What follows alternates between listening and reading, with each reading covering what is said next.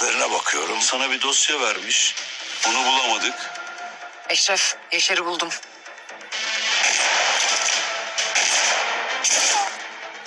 Altınlardan mı sorun çıktı? Yaşar aldı. Sen mi sattın lan bizi? Yedi mi? Hemen andılar her şeyi Yaşar'ın yaptığını. Kaportayı dağıtmışsın balıkçı. Herkese merhabalar, kanalıma hoş geldiniz. İbrahim Öztekin ben.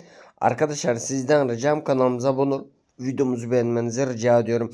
Evet arkadaşlar, Eşref Rüya ve Eşref Tek yeni bölümün ilk fragmanını hemen sizinle paylaşmaya başladık. Gördüğünüz gibi Eşref Tek'in yeni düşmanı Yaşar. Kimsesiz Yaşar artık onunla arası biraz bozuk olacağını ta ki birkaç bölüm boyunca böyle yol alacak arkadaşlar. Bakalım nereye kadar gidecek. Yorumlarınızı bekliyorum. Kanalımıza abone olmanızı rica ediyorum. Görüşmek üzere. Hoşçakalın.